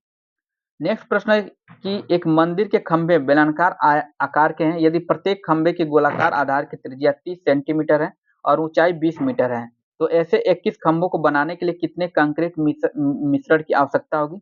ये होगी 118.8 मीटर क्यू का, तो ऑप्शन बी इसका सही है। और देखिए, प्रश्न दिखाने का मेरा बस उद्देश्य इतना है कि आप सब लोग देख लें कि किस टाइप का प्रश्न आया था, ठीक है, न कि पूरी तरह से इसको सॉल्व करना। तो खैर, अगला प्रश्न देखते हैं। कह रहा है 3 अंकों की एक संख्या का यादृच्छिक रूप से चयन किया जाता है, इनके 5 से भाज्य होने की प्रायिकता क्या है? तो इनको 5 से भाज्य होने की प्रायिकता है x/5, इसलिए ऑप्शन ए इसका सही है। और अगला प्रश्न है, निम्नलिखित प्रश्नों में अभिकथन ए के बाद कारण आर का कथन दिया गया है, सही विकल्प चुने। देखिए, ये पहले दिन का जो शिफ्ट का पेपर था ना, ये वाकई में थोड़ा बहुत कठिन था, क्योंकि मैथ में पहली बार हम इसमें स्टेटमेंट और कारण बना के प्रश्न पूछा गया था। अगला कि प्रश्न इसमें पूछा कि यदि मेरी आय आपकी आय से 40% अधिक हो, तो आपकी आय मेरी आय से 28.4/7% कम होगी।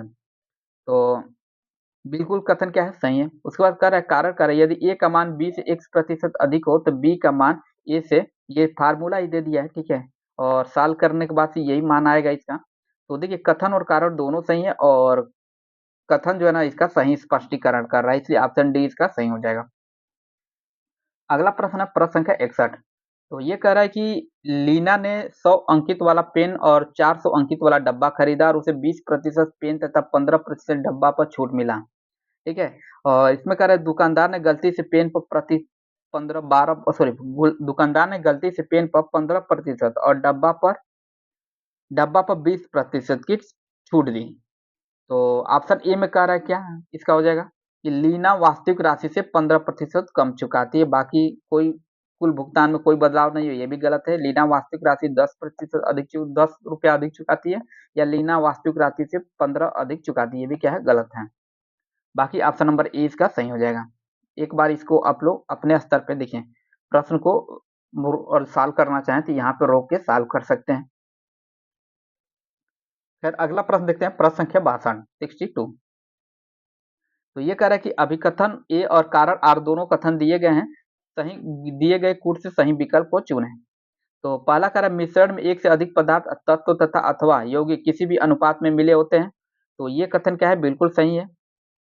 और मिश्रण उसमें उपस्थित घटकों के गुणधर्म को दर्शाता है, ये भी क्या है? सही है। और क्या देखेंगे व्याख्या कर रहा है कि नहीं, तो देखिए मिश्रण में ना एक से अधिक पदार्थ तत्व तथा अथवा यौगिक किसी भी अनुपात में मिले होते हैं, क्योंकि मिश्रण उसमें उपस्थित घटकों के गुणधर्म को दर्शाता है, बिल्कुल सही, इससे संबंधित है। तो कारण भी सही व्याख्या कर रहा है। तो ऑप्शन नंबर डी देखिए ए तथा आर दोनों सही है, और आर ए का सही स्पष्टीकरण है। अगला प्रश्न है एथेनाइक अम्ल के विषय में निम्नलिखित कथन को पहचानिए। किसके बारे में कह रहा है? एथेनाइक अम्ल के विषय में निम्नलिखित सही कथन को पहचानिए। पहला कह रहा है पानी में एथेनाइक अम्ल के 5 से 8% विलयन को सिरका कहा जाता है, तो ये कथन बिल्कुल सही है। उसके बाद कह रहा है कि शुद्ध एनाइक अम्ल का गलनांक 290 केल्विन होता है। और तीसरा कथन कह रहा है कि ठंडी जलवायु में शीत के दिनों में यह जम जाता है, बिल्कुल ये सही है। चौथा कह रहा है यह कोटोन समजाति श्रेणी का अम्ल है, तो ये क्या है? गलत है। देखिए तीसरा वो 1 से लेकर 3 तक कथन क्या है? सही, इसलिए ऑप्शन ए इसका सही हो जाएगा। अगला कह रहा है 64 के निम्नलिखित में कौन सा गैस का गुण नहीं है? तो गैसों का विसरण की दर अधिक होता है, ये बिल्कुल गलत हो जाएगा। गैसों की संपृक्ति काफी अधिक होती है, ये भी क्या है? अच्छा ये भी क्या है? ये सही है, ठीक है। पहला गैसों का गुण है, ठीक है। पहला है गैसों का विसरण की दर अधिक होती है, बिल्कुल सही है। गैसों को संपृक्तता काफी अधिक हो, ये भी सही है। बाकी गैसों में कणों की गति अनियमित तीव्र वेग से होती है, ये भी सही है। गैसों का निश्चित आकार होता है, तो ये कथन बिल्कुल गलत है, क्योंकि गैसों का कोई निश्चित आकार नहीं होता है। ये जिस पात्र में रखे जाते हैं उसी के आकार को ये ग्रहण कर लेते हैं गैस। अगला प्रश्न है 65। तो ये कह रहा है विद्युत अपघटनों परिष्करण के लिए गलत कथन को पहचानिए। तो पहला कह रहा है कि शुद्ध धातु की पतली परत को कैथोड बनाया जाता है, ये सही है। धातु लवण का विलयन एक विद्युत अपघटनों के रूप में प्रयोग किया जाता है, ये भी कथन सही है। बाकी सी कह रहा है धातु प्रवाहित करने पर शुद्ध धातु एनोड पर जम जाता है, ये क्या है? गलत है। बाकी डी कह रहा है अशुद्ध धातु का एनोड बनाया जाता है, ये भी सही है। देखिए सी केवल गलत है, इसलिए सी इसका सही हो जाएगा। अगला प्रश्न कॉलम 1 को कॉलम 2 से मिलान करने वाला, इसमें सुमेलित करने वाला प्रश्न दिया है। तो देखिए आक्जिन क्या होता है? तो आक्जिन करता क्या है? तो ये जड़ निर्माण सॉरी, ये पौधों में अंतर संधियों की वृद्धि में प्रेरित करता है, अर्थात ए का क्या होगा? नहीं नहीं ये गलत है। वन इस आक्जिन क्या करता है? जड़ निर्माण को प्रेरित करता है, अर्थात वन का फोर्थ सम्मिलित होगा। जिब्रेलिन क्या करता है? ये करता है पौधों में अंतर संधियों को वृद्धि करता है, अर्थात बी का थर्ड सम्मिलित होगा। और उसके बाद कह रहा है कि सी, देखिए सी क्या है? सी का 2 से सम्मिलित होगा साइटोकाइनिन, ये वृद्धि को एक तरह से कम करता है। और एथिलीन क्या होता है? तो ये एथिलीन आप सभी लोग पता होगी फलों को पकाने में मदद करता है, अर्थात डी का 1 हो जाएगा। तो ऑप्शन नंबर सी इसका क्या हो जाएगा? सही हो जाएगा। अगला प्रश्न है 67, कह रहा है फंजाई किंगडम के सदस्य हैं। फंजाई किंगडम के सदस्य हैं किसके? ये विषम पोषी यूकोरियोट्स के, अर्थात ऑप्शन नंबर ए इसका सही हो जाएगा। अगला निम्नलिखित में से किस प्रक्रिया के लिए ऑक्सीजन की जरूरत होती है? तो वायवीय श्वसन के लिए ऑक्सीजन की जरूरत होती है, बाकी प्रकाश संश्लेषण के लिए नहीं, किण्वन के लिए नहीं, और वायु श्वसन के लिए भी नहीं होती है। और अगला प्रश्न है, निम्नलिखित कथनों पर विचार करें। मैथ से पुनः प्रश्न है ये। कह रहा प्रथम 5 अभाज्य संख्याओं का औसत 5.6 है। और उसके बाद कह रहा है 5, 6 रन तथा 7 घंटों का औसत कितना है? औसत 6 है। और उसके बाद कह रहा है कि 4, 2, 10 पैसे तथा 20 पैसे का औसत कितना है? तो 157.50 पैसे है। तो इसको आप लोग सॉल्व कर लीजिएगा और इसका सही कथन आएगा केवल कथन एक तथा तीसरा, अर्थात पहला और तीसरा कथन सही होगा, बाकी दूसरा क्या है? गलत है। अगला प्रश्न है प्रश्न संख्या 70।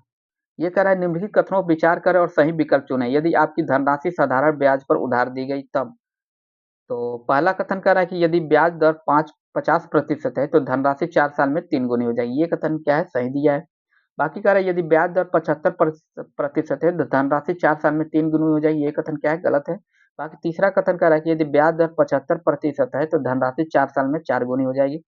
तो देखिए पहला और तीसरा कथन सही है, बाकी ऑप्शन, इसलिए ऑप्शन सी इसका सही हो जाएगा। नेक्स्ट प्रश्न पुनः मैथ्स का ही है। ये कह रहा है कि एक ठोस धात्विक सिलेंडर जिसकी त्रिज्या 6 सेंटीमीटर है और ऊंचाई 21 सेंटीमीटर है को पिघलाकर छोटे धात्विक सिलेंडरी शंकुओं में ढाला गया है, जिनमें प्रत्येक की त्रिज्या 3 सेंटीमीटर और ऊंचाई 7 सेंटीमीटर है। निम्नलिखित कथनों पर विचार करें और सही विकल्प का चयन करें। तो पहला कह रहा है कि धात्विक सिलेंडर का आयतन 2370 सेंटीमीटर होगा। तो ये क्या है? बिल्कुल गलत है। उसके बाद कह रहा प्रत्येक सिलेंडरी शंकु का आयतन 66 सेंटीमीटर क्यूब। ये देखिए 3 ये सेंटीमीटर क्यूब है, ठीक है, ये भी क्यूब है, ठीक है। तो ये कथन क्या है? सही है। बाकी तीसरा कथन कर धात्विक सिलेंडर से 36 शंकु बनाए जा सकते हैं, अर्थात ये भी सही है। दूसरा और तीसरा सही है, बाकी पहला कथन सही है। तो ऑप्शन नंबर सी इसका सही हो जाएगा। अगला है प्रश्न संख्या 72। ये कह रहा है कि 40 विद्यार्थियों का वजन नीचे दिया गया है, वजन और विद्यार्थियों की संख्या। तो पूछा इनका औसत। सॉल्व करने के बाद इसका जो सही आंसर आएगा 43 आएगा। आप लोग इसको सॉल्व कर लीजिएगा। ऑप्शन डी इसका सही है। अगला कह रहा है बंदूक से गोली दागने पर गोली आगे की ओर जबकि बंदूक पीछे को प्रक्षेपित होती है। तो इसका कारण क्या है? तो ये प्रश्न कई बार एग्जामों में पूछा जा चुका है। तो देखिए इसका न्यूटन का क्रिया प्रतिक्रिया बल, न्यूटन के तीसरा जो नियम होता है ना, क्रिया प्रतिक्रिया बल परिणाम में बराबर दिशा में पर विपरीत होना, इसलिए ऑप्शन डी इसका सही होगा। अगला है 74%। धारावाही परिनालिका के भीतर चुंबकीय क्षेत्र रेखाएं होती है किस तरह से? ये समानांतर और सीधी होती है, इसलिए ऑप्शन डी इसका सही हो जाएगा। अगला है 75 प्रश्न। यहाँ दो कथन दिए गए हैं जिन्हें क्रमशः अभिकथन ए और आर के रूप में चिन्हित किया गया है। नीचे दिए गए कोड के अनुसार उत्तर चयन करें। तो पहला करें, यदि कोई चालक ओम के नियम का पालन करता है तो चालक का प्रतिरोध स्थिर रहता है चाहे वोल्टेज का मान कुछ भी हो। तो देखिए पहला कथन क्या है? बिल्कुल सही है। कारण देखते हैं, ओम के नियमानुसार चालक में वोल्टेज और धारा का अनुपात हमेशा स्थिर रहता है चाहे तापमान और पदार्थ के गुण कुछ भी हो। तो देखिए कारण भी सही है। अब देखिए व्याख्या कर रहा है कि नहीं कर रहा है। तो देखिए इसको आगे हम लोग क्योंकि लगा देंगे। क्योंकि देखिए यदि कोई चालक ओम के नियम का पालन करता है तो चालक का प्रतिरोध स्थिर रहता है चाहे वोल्टेज का मान कुछ भी हो। क्योंकि ओम के नियम के अनुसार चालक में वोल्टेज और धारा का अनुपात हमेशा स्थिर रहता है चाहे तापमान और पदार्थ के गुण कुछ भी हो। तो कथन और कारण दोनों सही है और कारण कथन की व्याख्या कर रहा है, इससे संबंधित है तो इसलिए व्याख्या कर रहा है। अगला प्रश्न पुनः कथन और कारण से संबंधित दिया है। ये कह रहा है कि यहाँ दो कथन दिए गए हैं जिन्हें क्रमशः अभिकथन ए और कारण आर के रूप में चिन्हित किया गया है। नीचे दिए गए कोड के अनुसार अपना उत्तर चयन करें। पहला कथन कह रहा है रात में तारे टिमटिमाते हुए दिखाई देते हैं। बिल्कुल कथन सही, आप सभी लोग देखे भी होंगे कि रात में तारे टिमटिमाते हैं। उसके बाद कह रहा है वायुमंडलीय अपवर्तन तारे की स्पष्ट स्थिति और चमक में बदलाव का कारण बनता है। तो देखिए कारण भी सही है और तारे के टिमटिमाने का जो कारण है ना, ये जो कारण इसमें दिया ही यही है, ठीक है। तो ए और आर दोनों सत्य है और आर ए की सही व्याख्या कर रहा है। अगला प्रश्न पुनः कथन और निष्कर्ष से संबंधित है।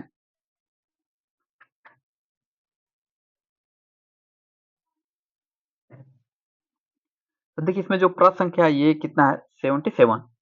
कह रहा है ध्वनि की पिच ध्वनि की तरंग आवृत्ति पर, ध्वनि की पिच ध्वनि की तरंग आवृत्ति पर निर्भर करती है। तो देखिए पहला कथन क्या है? गलत है। उसके बाद कह रहा है निष्कर्ष 2 में कह रहा है, अच्छा नहीं, कथन तो सही है, निष्कर्ष पूछा है, निष्कर्ष इसका सही है कि नहीं है, ठीक है। तो ध्वनि की पिच ध्वनि की तरंग आवृत्ति पर निर्भर करती है, बिल्कुल सही। निष्कर्ष इससे क्या निकल रहा है? कह रहा है कि उच्च आवृत्ति वाली ध्वनि तरंग निम्न पिच वाली ध्वनि उत्पन्न करती है। ये कथन गलत है। बाकी दूसरा कथन दिया निष्कर्ष जो दिया है कि समान आयाम लेकिन विभिन्न आवृत्तियों वाली दो ध्वनियों की पिच अलग-अलग होती है। ये क्या है? सही है। केवल निष्कर्ष 2 सही है, इसलिए ऑप्शन बी इसका सही भी होगा। अगला है प्रश्न संख्या 78, कह रहा है कि यह अभिकथन ए और कारण आर दोनों कथन दिए गए हैं। नीच 2 कथन मतलब दिए गए हैं। दिए गए कूट से सही विकल्प चुनें। तो पहला कह रहा है अभिकथन ए कह रहा है कि कार्बन यौगिकों के क्वथनांक एवं गलनांक आयनिक यौगिकों से कम होते हैं। तो ये कथन देखते हैं। तो देखिए कथन इसका ना बिल्कुल सही था। बाकी उसके बाद कारण कह रहा है कि कार्बनिक यौगिकों में अंतर आणविक बल कमजोर होता है। तो कारण भी सही है और उसका जो कथन का कारण व्याख्या सही कर रहे हैं, इसलिए ऑप्शन डी इसका सही हो जाएगा। अगला प्रश्न है 79। यह कह रहा है नीचे 2 कथन अभिकथन ए तथा कारण आर दिए गए हैं। इन्हें पढ़कर नीचे दिए गए कुटुंब से सही कूट का चयन करें। तो कथन कर रहा है शाकाहारी जीवों में छोटी आंत अधिक लंबी होती है, बिल्कुल सही है। शाकाहारी जीवों में ना छोटी आंत अधिक लंबी होती है। कारण क्या है कि छोटी आंत सेलुलोज के पाचन में सहायक होती है, बिल्कुल सही है। आप देखिए कथन और कारण दोनों सही है और कारण जो है ना कथन की सही व्याख्या कर रहे हैं, इसलिए ऑप्शन डी इसका सही हो जाएगा। अगला है प्रश्न संख्या 80। यह कह रहा है मेंडल ने अपने आनुवांशिकी के अध्ययन में पादप का उपयोग किया था। तो मेंडल ने अपने आनुवांशिकी का अध्ययन में किसका प्रयोग किया था? तो मटर का किया था, इसलिए ऑप्शन डी सही है। उसके बाद कर 1857 में मौलवी अहमदुल्ला शाह के नेतृत्व में 22वीं नेटिव इन्फेंट्री ने हेनरी लॉरेंस को किस युद्ध में हराया था? ये चिन्हार के युद्ध में हराया था, इसलिए ऑप्शन बी इसका सही हो जाएगा। अगला प्रश्न है 82। तो ये कह रहा है अशोक के बारे में निम्नलिखित में से कौन सा कथन सही नहीं है? तो पहला कथन दिया है कि अशोक ने धम्म महामात नामक विषय अधिकारी नियुक्त किया था, बिल्कुल सही है।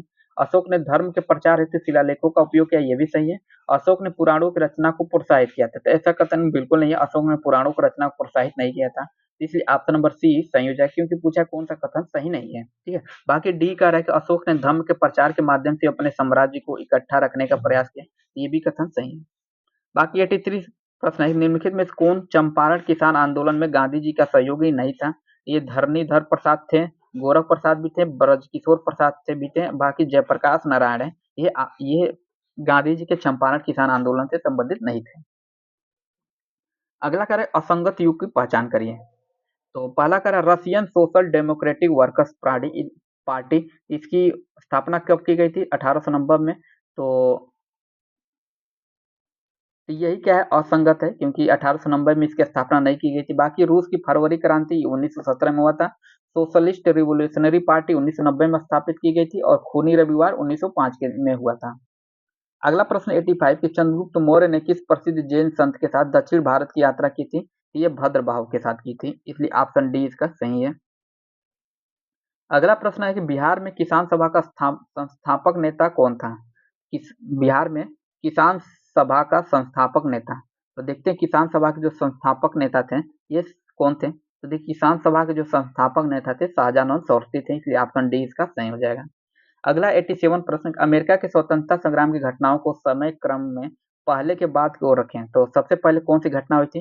तो स्वतंत्रता की घोषणा पत्र, बिल्कुल उसके बाद से बोस्टन टी पार्टी, फिर संविधान निर्माण, उसके बाद पेरिस संधि। तो ये क्रम से ही दिया है, तो ऑप्शन नंबर बी इसका सही हो जाएगा। एक दो अच्छा नहीं, पहले एक दो बोस्टन टी पार्टी के बाद से कौन सी घटना हुई थी? तो ये हुआ था पेरिस की संधि, उसके बाद से संविधान निर्माण हुआ था। ठीक है, अर्थात 1 2 4 3। नेक्स्ट प्रश्न हाल ही में कफ सिरप में बच्चों की मौत से जुड़े होने की जांच के बाद कौन सा रसायन चर्चा में रहा? तो ये कौन सा रसायन था? तो ये था डाईएथिल ग्लाइकाल, अर्थात डाईएथिलीन ग्लाइकाल था। ऑप्शन सी इसका सही हो जाएगा। अगला प्रश्न है 89। तो ये कह रहा है कि रसायन विज्ञान का नोबेल पुरस्कार 2025 में जापान, ऑस्ट्रेलिया और अमेरिका के वैज्ञानिकों को धातु कार्बनिक ढांचे पर उनके कार्य के लिए संयुक्त रूप से प्रदान किया गया। निम्नलिखित में से कौन पुरस्कार विजेताओं में से नहीं था? ये कौन नहीं थे? अकिया योशिनो नहीं थे। बाकी Omar M Yaghi, Richard Robertson, Susumu Kitagawa थे। ये ऑप्शन सी अकी योशिनो नहीं थे, इसलिए ऑप्शन सी सही हो जाएगा। अगला प्रश्न है कि कोकट 2025 कोकट 25 में किस ब्रिटिश विमानवाहक पोत ने भाग लिया था? ये भाग लिया था कौन विमान ब्रिटिश का था? ये था HMS prince of Wales. Option E इसलिए क्या हो जाएगा? सही हो जाएगा। अगला प्रश्न है 91। ये कह रहा है कि हालिया रिपोर्ट के अनुसार 2024 तक पवन और सौर ऊर्जा से बिजली उत्पादन में भारत की वैश्विक रैंकिंग क्या है? तो देखिए भारत की वैश्विक रैंकिंग है तीसरा, इसलिए ऑप्शन नंबर 20 का सही हो जाएगा। अगला प्रश्न है 92 कि आईसीसी पुरुष test cricket of the year 2024 का पुरस्कार किसे दिया गया था? तो ये दिया गया था जसप्रीत बुमराह को 2024 में। अगला है कि निम्नलिखित में से कौन 2025 का फिजियोलॉजी या मेडिसिन का नोबेल पुरस्कार विजेता नहीं है? तो फेड रेमेट्सेल ये थे, सिमानी साकागुची थे, मेरी इब्रुनको थे, बाकी ये रॉबर्ट कोच थे। इनको नोबेल पुरस्कार 2025 में फिजियोलॉजी या मेडिसिन के क्षेत्र में नहीं दिया गया था। अगला है कि वर्तमान में कितने देश नाटो के सदस्य हैं? तो देखिए वर्तमान में नाटो के जो सदस्य देश हैं 32 हैं। ठीक है। उसके बाद कह रहा है पोस्टपोन का हिंदी समानार्थक शब्द क्या होगा? तो पोस्टपोन का जो हिंदी समानार्थक होगा स्थगित करना। तो ऑप्शन बी इसका सही हो जाएगा। हम प्रातः काल भ्रमण करते हैं, हिंदी वाक्य का सही रूपांतरण क्या होगा? हम प्रातः काल भ्रमण करते हैं। इसका हिंदी रूपांतरण देखते हैं। तो देखिए ये होगा कि we walk in the morning. क्या होगा? We walk in the morning, इसलिए ऑप्शन नंबर बी इसका सही हो जाएगा। अगला कह रहा है कि choose the correct English translation of the following sentence from the opposite option given below. तो वह हंसने लगा, तो इसका हिंदी रूप मतलब इंग्लिश ट्रांसलेशन क्या होगा? वह हंसने लगा, तो ही स्टार्टेड लाफिंग। तो ऑप्शन सी इसका सही हो जाएगा। अगला है कैगा परमाणु ऊर्जा संयंत्र कहाँ पे? तो काफी चर्चा में रहता है, कई बार प्रश्न पूछा भी जा चुका है। तो देखिए कैगा परमाणु ऊर्जा संयंत्र है कर्नाटक में, इसलिए ऑप्शन बी इसका सही हो जाएगा।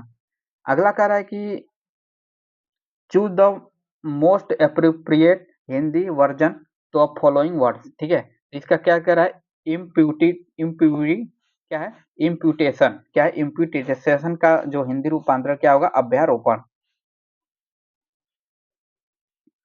तो ये क्या होगा? इम्प्यूटेशन का हिंदी रूपांतरण क्या होगा? अभ्यारोपण होगा।